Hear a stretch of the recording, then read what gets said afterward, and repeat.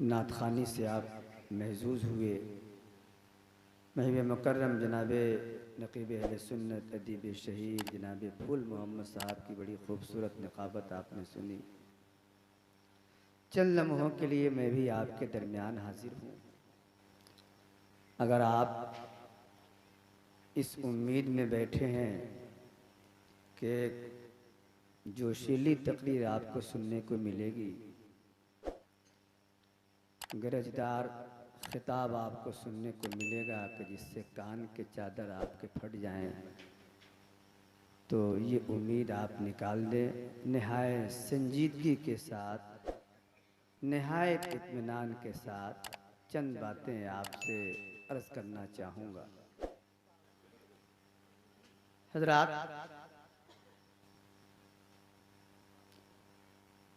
इस दुनिया में अल्लाह ताला ने बड़ी बड़ी शख्सियतों को पैदा फरमाया है। बड़ी बड़ी शख्सियतें हर मैदान में आई, लेकिन आज तक दुनिया में कोई ऐसी शख्सियत और कोई हस्ती ऐसी नहीं आई जिसकी पूरी ज़िंदगी किताबों में लिखी गई हो, जिसकी ज़िंदगी की सुबह भी हो और जिसकी ज़िंदगी की शाम भी किताब में मौजूद हो, जिसकी ज़िंदगी की हर तस्वीर किताब में छाप दी गई हो। इंसान की जो मालूम तारीख़ है आप छान डालिए, कोई पर्सनालिटी ऐसी नहीं मिलेगी, कोई शख्सियत ऐसी नहीं मिलेगी जिसकी पूरी ज़िंदगी का अहाता करके किताब में रख दिया गया। खौ मजहबी शख्सियत ही क्यों ना, हज़रत इब्राहीम अलैहिस्सलाम अल्लाह के बड़े पैगंबर हैं, उलुल अज़्म पैगंबरों में उनका शुमार होता है, मगर उनकी पूरी जिंदगी जानना चाहें तो नहीं जान पाए। हज़रत अय्यूब अलैहिस्सलाम के बारे में लोग सिर्फ सब्र के बारे में जानते हैं। नबी जामे सिफात होता है, जामे कमालात होता है। दुनिया सिर्फ सब्र के बारे में क्यों जानती है? इसलिए कि सब्र ही के हवाले से किताबों में लिखा गया, जिंदगी के दूसरे हिस्से और शोबे किताबों में नहीं लिखे गए। कार्ल मार्क्स का नाम आपने सुना होगा, जिसने एक नई तर्ज हुक्मरानी की बुनियाद डाली, जिसकी फिक्र से मुतासिर होकर दुनिया का बड़ा हिस्सा रशिया और चीन की सूरत में जाहिर हुआ, और आज भी दुनिया का बड़ा हिस्सा उसके फिक्र से मुतासिर है और उसके लगाए हुए और बनाए हुए तर्ज हुक्मरानी की बुनियाद पर वहां का काम काज चलता है। कार्ल मार्क्स यूनिवर्सिटियों में पढ़ाया जाता है, कॉलेजों में पढ़ाया जाता है, उसकी फिक्र मुतासिर करने वाली है। दुनिया को उसने यू टर्न होने पे मजबूर कर दिया है।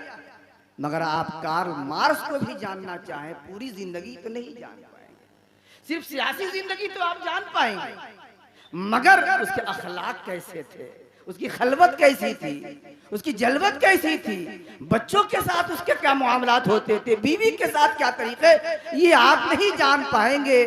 हजरात, खुलासा ये है कि पूरी दुनिया की बड़ी से बड़ी हस्ती उठा लीजिए, कोई शख्सियत जो मुमताज हो और जिनकी लिखी हुई किताबों ने दुनिया का रुख बदल के रख दिया हो, ऐसी शख्सियतों को भी लाइए आप, तो पूरी जिंदगी किताबों के औराक पर छपे हुए नहीं मिलेंगे। मगर हाँ, इसी आसमान के नीचे और जमीन के ऊपर एक शख्सियत है जिनकी पूरी जिंदगी किताब में लिख दी गई है। जिंदगी का कोई ऐसा हिस्सा नहीं है जो किताब में न मिलता। उनकी जलवत कैसी थी, खलवत कैसी थी, सब कुछ है। और इतनी तफसीलात के साथ अल्लाह ने लोगों से अपने उस बंदे की जिंदगी लिखवाई है कि हैरत है। वो शख्सियत हमारे और आपके पैगंबर जनाब मोहम्मद रसूलुल्लाह सल्लल्लाहु अलैहि वसल्लम। हैरत है, जरा देखिए तो सही उनकी जिंदगी का अहाता किस तरह किया गया है। वो चलते कैसे थे, वो बोलते कैसे थे, किताब में है, हदीस में है। वो मुस्कुराते कैसे थे, वो देखते कैसे थे, वो कंघी कैसे करते थे, वो जूता कैसे पहनते थे, वो चप्पल कैसे पहनते थे, उनकी जलवत कैसी थी, उनकी खलवत कैसी थी, सुरमा लगाते तो किस तरह लगाते, दाहिनी आंख में कितनी मर्तबा सलाई फेरते, बाई आंख में कितनी मर्तबा सलाई फेरते। उनके दाढ़ी में कितने बाल कच्चे थे और कितने बाल चांदी हो गए थे, सर में कितने बाल पके थे और कितने बाल कच्चे थे, ये लिखने की चीज नहीं होती है, मगर अल्लाह ने मुहद्दिसीन से इन बातों को लिखा। उनके सर के कनपट्टी में 5 बाल पके हुए थे, दाढ़ी में 14 बाल पके हुए थे। जरा सोचिए, अल्लाह ने इन बातों को भी लिखवाया है। वो बच्चों में कैसे रहते थे, वो जवानों में कैसे रहते थे, बद्र में कैसे थे, हुनैन में कैसे थे, गारे हिरा में कैसे थे, गारे सौर में कैसे थे, मक्का में कैसे, मदीना में कैसे, ताइफ में कैसे, जलवत कैसी, खलवत कैसी, काशाने आयशा में कैसे, काशाने फातिमा में कैसे, काशाने हफ्सा में कैसे, अपनों में कैसे, बेगानों में कैसे, रज में कैसे, बज में कैसे, चेहरा कैसा था, आंख कैसी थी, हाथ कैसा था, पैर कैसा था, घुटना कैसा था, पेट कैसा था, पीठ कैसी थी, गर्दन कैसी थी, हुलकूम कैसा था, पेशानी कैसी थी, सर कैसा था, बाल कैसा था, कंघी कैसे करते थे, ये सारी तफसीलात अल्लाह ताला ने मुहद्दिसीन के जरिया, मुअर्रिखीन के जरिया, सिर्फ निगारों के जरिया ही नहीं, अपनी किताब में भी लिख दिया, अपनी किताब में भी बयान कर दिया है। मैं अर्ज करना चाहूंगा, इतनी तफसीलात और इतनी तफसील के साथ अल्लाह ने अपने नबी की जिंदगी और हयात किताबों में क्यों लिखा? एक वजह है, और वजह ये है कि उनकी जिंदगी और सीरत नमूना है, और क़यामत तक के लिए, हर तबका वाले के लिए नमूना है। मेरे बंदो, मेरे महबूब की सीरत का हर पहलू किताब में लिख दो, ताकि जिंदगी का कोई मसला मेरे महबूब की उम्मत को पेश आए तो वो इधर उधर ना देखे, न उसे यूरोप के शाहराहों की तरफ देखने की जरूरत पड़े, न अमेरिका की रंगीनियों की तरफ देखने की जरूरत पड़े। जिंदगी के जिस मसले का हल तलाश करना हो, वो मेरे महबूब की जिंदगी पढ़ती जाए और अपने जिंदगी के मसले का हल करे। इतनी जामियत है नबी की सीरत में। अजीज दोस्तों, नबी की जो सीरत किताबों में लिखी गई है, तारीख के पन्नों में छापी गई है, उसी सीरत के मजहर होते हैं अल्लाह। जो आप किताब में पढ़ते हैं, उसको इस जमीन पर नाफिज करने के लिए और अमली जिंदगी में बरत कर लोगों को दिखाने के लिए अल्लाह ने वलियों का, सूफियों का, उलमा का सिलसिला जारी किया कि नबी की सूरत जो कुरान में पढ़ते हो, हदीस में पढ़ते हो, अमली तौर पर देखना चाहो तो किसी आलिम दीन को देख लो, किसी वली को देख लो, किसी सूफी शेखुल मशाइख रहमतुल्लाह ताला अलैह उसी पैगंबर आज़म सल्लल्लाहु ताला अलैहि वसल्लम के मजहर थे, उनकी सीरत के मजहर थे। नबी की सीरत की चलती फिरती तस्वीर अगर देखनी हो तो कहीं जाने की जरूरत नहीं है, यहाँ से सुरकाही जाइए, उनकी जिंदगी देख लीजिए। नबी की जो सीरत किताबों में लिखी नजर आती है, सरकार सुरकाही की अमली जिंदगी। कलंदर दुनिया लट्टू बन गई, बिहारी नहीं हिंदुस्तान लट्टू बन चुका है।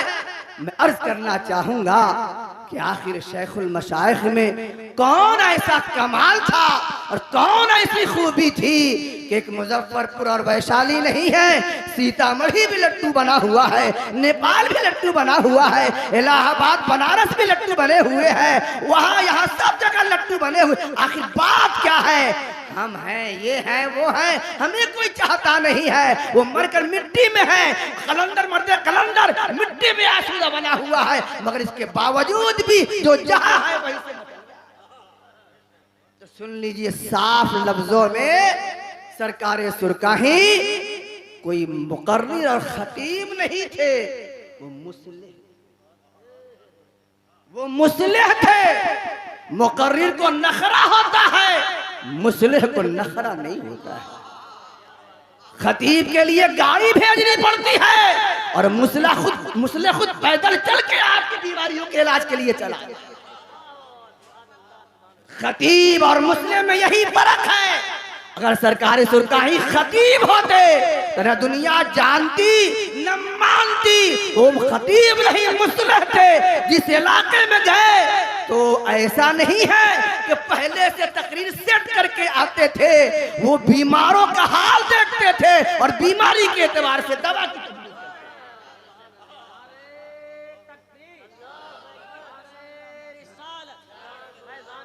हमारे यहाँ का हाल क्या है? बात पहले सेट है। मजमा चाहे जैसा हो, महफिल चाहे जैसी हो, उन्वान चाहे जो हो, हमको तो वही कहना है जो पहले से हमें सेट है। सरकार सुरकाही रहमतुल्लाह ताला अलैह की ये बात नहीं थी। वो पहले जाते थे, मजमा में क्या खराबियां होती थी उन खराबियों और बीमारियों की तशखीस करते थे, फिर उसके मुनासिब दवा की तजवीज़ करते थे।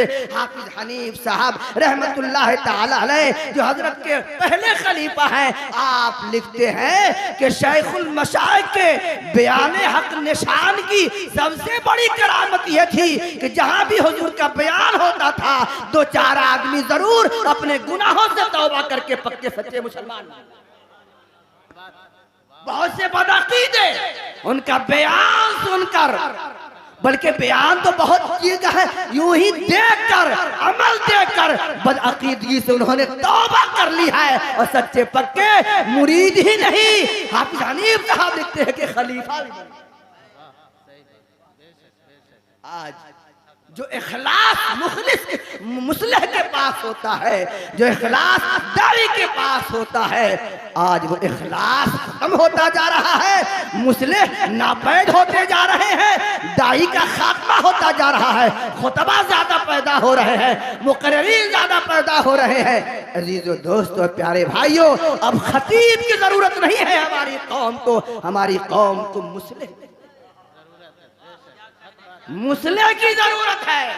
मगर कहें तो क्या कहें, आपसे भी गलती अगर हमारी है तो आपकी भी है।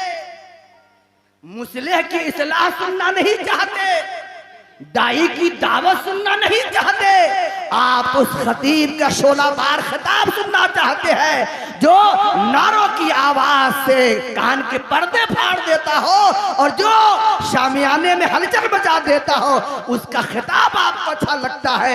मुस्लिह की इस्लाह होती है, दाई की दावत होती है, भाग चलते हैं। याद रखिए, हालात जैसे हैं, अब खिताब का जमाना नहीं है। आपकी फिक्री और आपकी अमली और आपकी एतकादी इस्लाह की जरूरत है। अल्लाह के वास्ते सुनने का मिजाज बदलिए और खतीब को नहीं, मुस्लिह। सरकार सुरकाही की इस्लाह कैसी थी? एक वाकया सुनाता हूं, कहानी नहीं, वाकया। एक साहब हजरत के मुरीद थे और मुरीद जहां का था वहां बदअकीदगी बहुत थी। बरसों से दिल में तमन्ना थी कि पीर साहब को अपने यहां दावत दूं, बुलाऊं, मगर हिम्मत नहीं जुटा पाता था। वो डरता था कि अगर कहीं हजरत आए, बदअकीदों का गांव है, कहीं ऐसा ना हो कि ये बदअकीदे हमारे पीर से उलझ, हमारे शेख और हमारे पीर की बेइज्जती हो। यही सोच कर दिल में सोच के रह जाता था। लेकिन एक दिन अकीदतों ने जोश मारा और कहा, कैसे मुरीद हो कि अपने पीर के कदमों की खैरात घर पे लाने के लिए तैयार नहीं? आया सुरकाही शरीफ, कहा कि हजरत फला तारीख को दावत है, हमारे घर तशरीफ लाइएगा। हजरत ने दावत कबूल कर ली, तारीख भी आई और हजरत भी आ गए। जब हजरत आ गए तो गांव में हलचल, बदअकीदों का गांव था, गांव में हलचल मच गई कि सुरकाही वाले पीर साहब आए हैं, जरा आज देखना चाहिए कि पीर साहब कितने पानी में हैं। बड़ा नाम सुनते हैं सुरकाही वाले पीर साहब का, जरा जांचना चाहिए, परखना चाहिए कि कितने पानी में हैं। चुनाचे पूरे गांव में बात है, मुरीद के घर पीर साहब तो आ चुके थे, मगर मुरीद का दिल बड़ा कांप रहा था, कहीं ऐसा ना हो कि पीर की तजलील हो जाए। बहरहाल सरकार सुरकाही की खास बात ये थी कि जिस जगह जाते, जिस गांव में जाते, अगल बगल के जितने लोग होते मालूम होता कि हजरत वहाँ हैं तो वो लोग ही आ जाते। इसलिए 25-50 का मजमा हजरत के साथ रहा करता था। एक बात यहाँ पे याद आई कि हजरत फरमाते थे कि बाबू साग बनाइएगा, है ना, और मकई की रोटी या बाजरे की रोटी। तो आजकल कुछ झूठे सूफी या पीर साहब कहते हैं या कहने लगे कि साग खाना और बाजरे और मकई की रोटी खाना तसव्वुफ की अलामत। सूफी लोग पसंद करते हैं अगर बाजरा खाने से कोई सूफी हो जाए और साग खाने से सूफी हो जाए तो हर वो आदमी सूफी होगा जो बेचारा साग ही खाने पे। शेखुल मशाइख साग और जौ की रोटी इसलिए नहीं कहते थे बनाने के लिए कि ये तसव्वुफ इसमें छुपा हुआ है। अरे वजह ये थी कि जहाँ जाते थे 25-50 का मजमा होता था तो घर वाले पर बोझ ना पड़े, इसलिए उन चीजों की फरमाइश करते थे जो आसानी के साथ मिल जाती थी और सस्ते में मिल जाती। ये बात, वरना तसव्वुफ को लोगों ने कपड़ों में छुपा रखा है, जौ की रोटियों में छुपा रखा है, बाजरे में छुपा रखा है। अरे भाई तसव्वुफ न कपड़ों में छुपा होता है न जौ और बाजरे की रोटियों में छुपा होता है, तसव्वुफ तो दिल में होता है। और जब दिल में तसव्वुफ होगा तो अखलाक से सूफियाना किरदार जाहिर होंगे, आंखों से इश्क़ रसूलुल्लाह जाहिर होगा, हाथों से वो काम होंगे जो रसूलुल्लाह ने करने का हुक्म, कान वो सुनेगा और आंख वो देखेगी जिसका हुक्म है। मगर सूफिया आजकल अल्लाह अल्लाह 5-5 अंगूठी पहनने के बाद भी पक्के सूफी। झोटा चोटा बढ़ाने के बाद भी सूफी।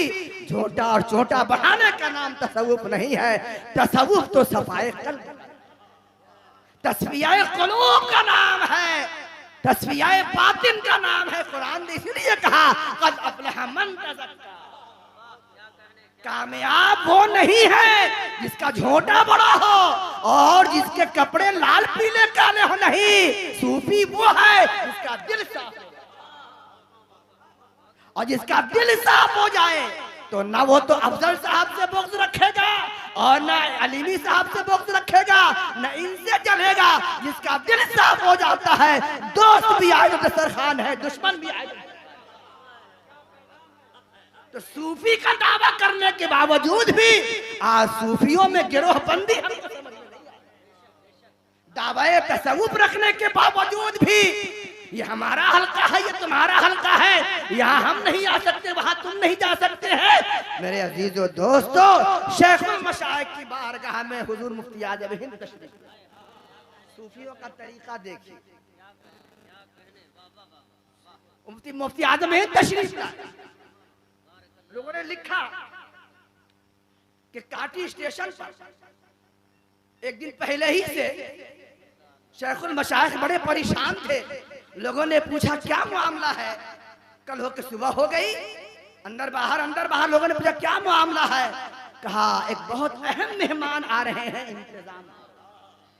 थोड़ी देर के बाद एक रिक्शे पर हुजूर मुफ्ती आज़म हिंद और हुजूर सैयद मुज़फ्फर हुसैन के चचवी तशरीफ लाए। काटी से रिक्शा के जरिया से सुरका किया। कहा इसी मेहमान का इंतजार था और इसीलिए मैं बेचैन खानकाह में तशरीफ हजरत की तशरीफ रखे। उसके बाद चंद लोग आ गए कहीं से, कहा कि हजरत मैं आपसे मुरीद होने आया। हम लोग आपसे सरकारी से कहते हैं हम आपसे मुरीद होने आए हैं, देखो तसव्वुफ क्या है और दिल की सफाई क्या है। गिरोहबंदी का नाच नचाने वाले देखो बरेली और सुरकाही का रिश्ता, तुम बरेली को रिश्ता सुरकाही से रिश्ता करना चाहते हो और सुरकाही को बरेली से नहीं। एक सिक्के के दो रुख है, एक रुख का नाम बरेली है तो दूसरे का नाम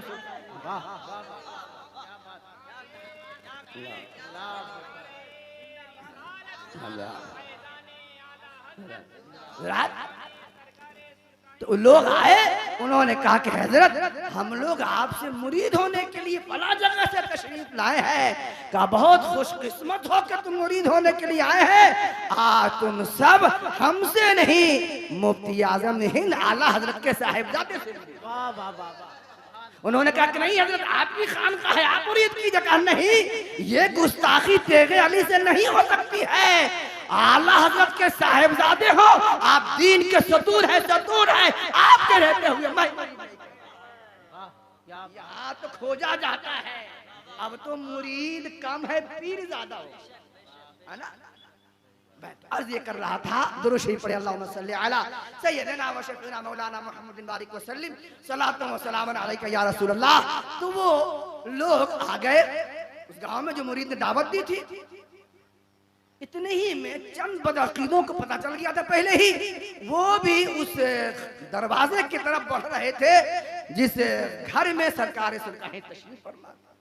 दूर से उस गरीब मुरीद ने देख लिया कि वो चंद बदअकीदा मौलवी आ रहा है।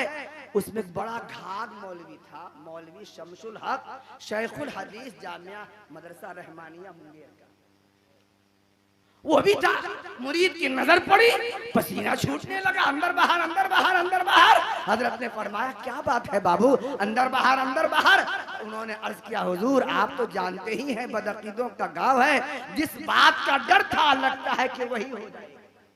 वो चंद बदअकीदे इधर ही आ रहे हैं, लगता है कुछ आपसे पूछताछ करेंगे, मुनाजरा फुनाजरा करेंगे, कहीं आपकी बेइज्जती हो जाएगी तो मुझको बहुत तकलीफ होगी, इसलिए परेशान हूँ। हजरत ने फरमाया मत घबराइए, आने दीजिए, आने दीजिए। आप इतना परेशान क्यों होते हैं, मौलवी लोग हैं, बदमाश थोड़ी होंगे, अच्छे होंगे, आने दीजिए, आने दीजिए। इतने में सब आधम। हजरत ने सबको बैठाया, घर वाले से कहा कुछ चाय पानी का इंतजाम करो, चाय पानी भी हुई। उसके बाद मजमा अच्छा खासा हो गया, 50-50 का मजमा हो गया।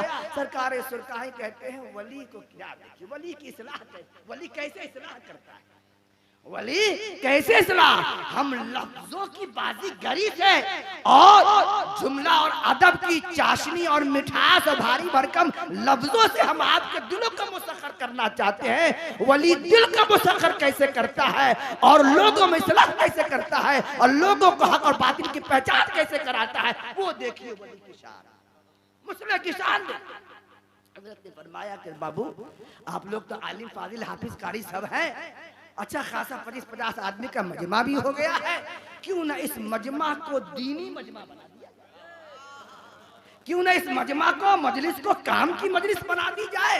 ऐसा है कि आप लोग तो बहुत ज्यादा पढ़े लिखे हैं, आप में से कोई मौलाना साहब खड़े हो जाए और अब्दस का तरीका बताए। अब्दस जानते हैं ना भाई, नहीं जानते हैं तो अब्दुल भाई से पूछ लेना तशरीह के साथ। अब्दस का तरीका, इस्तिंजा का तरीका बता दिया और फरमाया कि आप तो जानते ही कि हम ज्यादा कुछ पढ़े लिखे नहीं हैं, और ये जो हमारा मुरीद है ना, ये उसको तो करिया हरफ से, करिया अक्षर से भेंट नहीं है, तो कुछ बता दीजिए कि ये लोग भी जान लेंगे और कुछ हमारी भी जानकारी में इजाफा हो जाएगा। अंदर ही अंदर उसके दिल में बात होने लगी, कैसे पीर हैं सुरकाही वाले, अरे कुछ कहना ही था तो कोई अहम मसला बयान करते, उस पर खुल के बात होती, उस पर खुल के गुफ्तगू और खिताब होता। मगर ये क्या इस्तिंजा का तरीका, अब्दस का तरीका, पूछने लगे मगर करें तो क्या करें। उनको ये बात दामन गिर थी कि अगर नहीं बताएंगे तो लोग कहेंगे कि जानते नहीं। लाजे शर्मे खड़े हुए और कहा कि देखिए मसला तो कोई बड़ा मुश्किल नहीं है, मगर पीर साहब का हुक्म है, इसलिए उनके हुक्म की तामील के लिए हम अब्दस का तरीका बताने के लिए खड़े हुए हैं। जो जिन लोगों ने उसको, उन हालत को देखा, मजमा में शामिल थे, उन लोगों की गवाही ये है कि 5 से 7 मिनट का वक्त गुजरा था कि मौलवी साहब की जबान बंद होने, लुकनत आने लगी, पसीना पसीना हो गए, समझ में नहीं आ रहा था कि क्या बयान करें और क्या ना बयान, कहां से शुरू करें और कहां पे खत्म करें। जब पूरा बदन पसीने से शराबोर हो गया तो हजरत ने फरमाया बाबू बैठ जाइए, बैठ जाइए, गर्मी बैठ जाइए, गर्मी बहुत है। जल्दी से वो बैठ गए। उसी में एक साहब थे सीधे साधे, उनकी तरफ हजरत ने इशारा फरमाया कि बाबू आप खड़े हो जाइए और आप इस्तिंजा का तरीका बताइए। वो बेचारा कोई ज्यादा पढ़ा लिखा नहीं था, मगर था पक्का मुरीद, पक्का मोतक़िद था। कहा हम नहीं जानते हैं, जिसने मुझको बयान करने का हुक्म दिया है वो तो जानता है, अब वो दिल की दुनिया बदलने पर कुदरत रखता है। खड़े हुए और लोग कहते हैं कि मुसलसल आधा घंटे तक उन्होंने इस्तिंजा का पूरा तरीका मालहू व मा अलैह के साथ शरह-ओ-बस के साथ बयान किया। गर्मियों में इस्तिंजा कैसे करना चाहिए, जाड़ों में कैसे करना चाहिए, वगैरह वगैरह। जब आधा घंटा पूरी तफसीलात के साथ उन्होंने अब्दस का तरीका बताया, तब हजरत ने फरमाया बाबू बैठ जाइए। अब लोग समझ गए हैं, जान गए हैं। जैसे ही वो बैठे तो उस बुढ़े मौलवी ने सोचा कि चलो भाई जल्दी से अपनी इज्जत बचाने में खैरियत है, इजाजत लेकर वहां चला। दिल ही दिल में कह रहा था हमने समझा था किसी ने पीर साहब है, मगर जब खादिम ऐसा है तो मखदूम कैसा होगा, और जब मुरीद ऐसा है तो पीर कैसा। अजीजो दोस्त और प्यारे भाइयों, उस सुरकाही के मिट्टी में जो मर्द कलंदर आराम कर रहा है, अल्लाह की कसम उसका एहसान हम पर भी है और आप पर भी है, यानी जमाते उलमा पर भी है और जमाते अवाम पर भी है। आज इल्म का जो चिराग जलता है, चाहे डिबिया किसी का हो, मगर उठा के देखिएगा तो तेल सुरकाही। आज जो दौलत की खैरात है, वो जब आए थे सन 13वीं सदी के नुक्ता इख्तिताम पर, मिट्टी का मकान था, टाटी का मकान था, कुत्ता इधर से जाता था उधर निकल जाता था, सही तौर पे खाने को नहीं। मरासी में शिरकिया, मरासी में कुफरिया में पूरा इलाका मुलव्विस था। कोई सही से ज़बह करने वाला नहीं, कोई फातिहा दरूद करने वाला नहीं, सही से नमाज पढ़ने और पढ़ाने वाला नहीं। मगर आज अल्हम्दुलिल्लाह, आज उनकी दुआओं की बरकत से क्या हुआ, क्या मुजफ्फरपुर में, सीतामढ़ी में, वैशाली में ये फैसला करना मुश्किल है कि ये इलाका गेहूं ज्यादा पैदा करता है या अलिम ज्यादा। ये उसी मर्द कलंदर की दुआओं का असर है जो मिट्टी में आराम कर रहा है। वो मुस्लिम है, मुस्लिम। इसलिए जरूरत इस बात की है कि खिताब से हटकर उसी मुस्लिम के इस्लाह का जज्बा जो पैदा, उसी की तरफ लौटने की जरूरत है। जलसे बेअसर हो गए, कॉन्फ्रेंसें बेअसर हो गई हैं, महफिलें बेअसर होती जा रही हैं। वजह ये है कि आप खिताब के रसिया हो गए हैं। एक अच्छा आलिम, एक अच्छा मुस्लिम आपको सीधी सादी अल्लाह रसूल की बातें बताता है तो आपको अच्छा नहीं लगता है। एक खिताब जो गरजदार हो, शामियाना फाड़ने वाला हो, चाहे मकसद कुछ अल्लाह होता हो, आपको पसंद है। और भाई ये तो ऐसी मंडी है कि हर तरह का माल बिकता है यहाँ।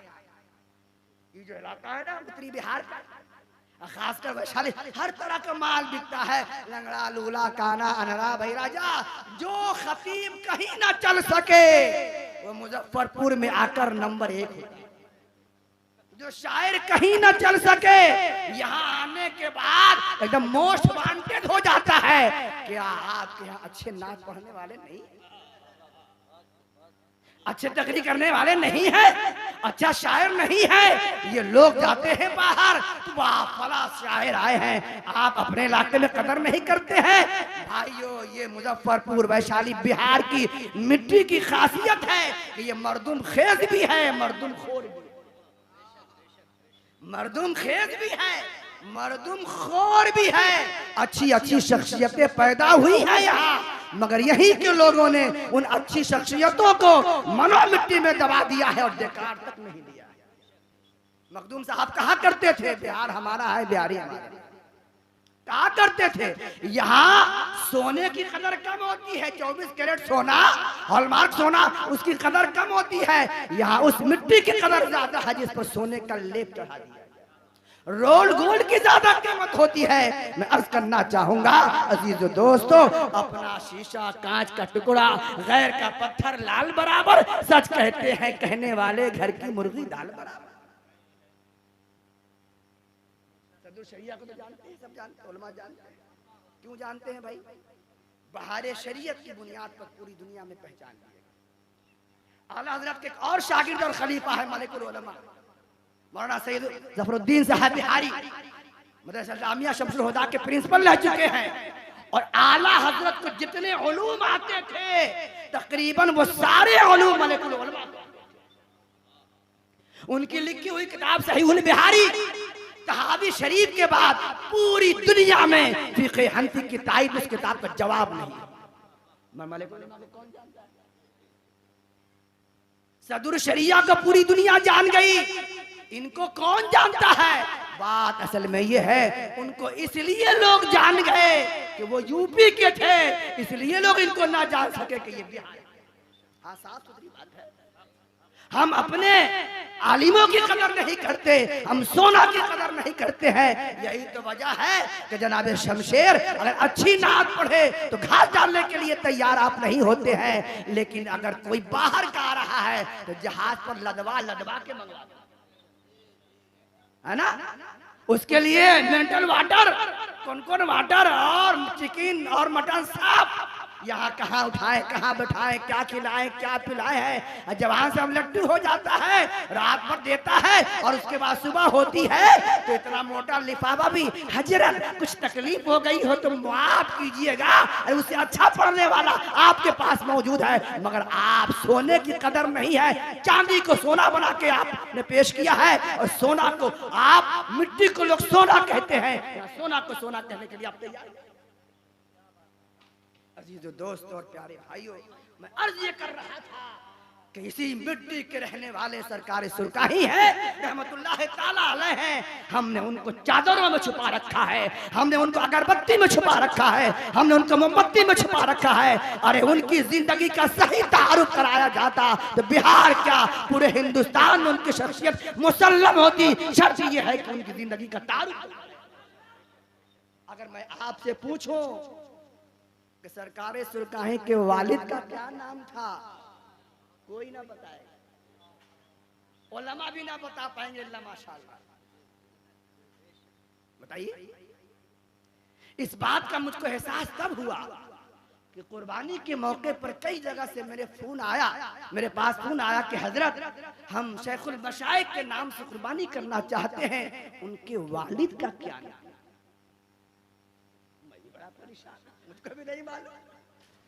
मुझको भी नहीं मालूम, मैं इसके तह में गया, तहकीक में। बहरहाल मालूम हुआ, अर्ज करना चाहूंगा कि लोगों ने उनके वालिद का नाम किताबों में क्यों नहीं लिखा? क्यों नहीं लिखा? इसीलिए नहीं लिखा कि उनके वालिद का नाम देहाती था। अगर देहाती नाम होना अगर ऐब है तो किताबों से भूलन शाह बाबा का वाकया हटाओ। भूलन शाह मखदूम सफीपुरी, मीर सैयद अब्दुल वाहिद बलग्रामी ने अपनी किताबों में उनको भूलन शाह के बारे में मखदूम सफीपुरी लिखा।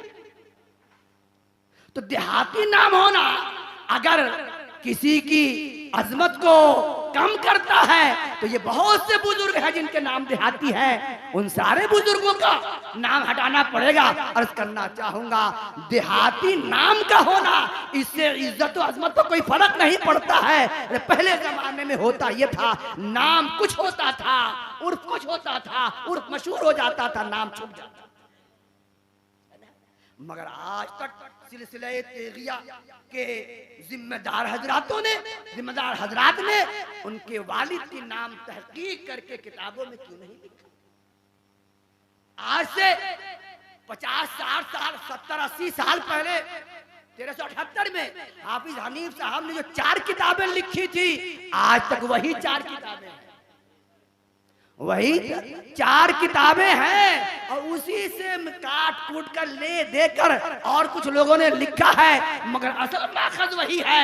मैं अर्ज करना चाहूंगा, 200 सफा में अनवारे कादरी है जो हाफिज हनीफ साहब ने लिखी है। क्या सरकारी सुरकाही की 60-70 साल की खिदमत इतनी ही थी कि 200 सफा में?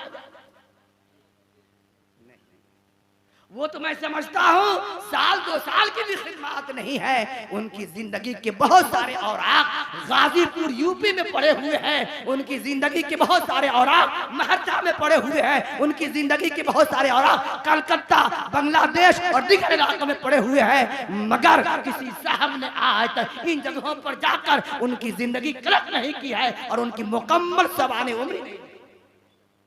वजह क्या है?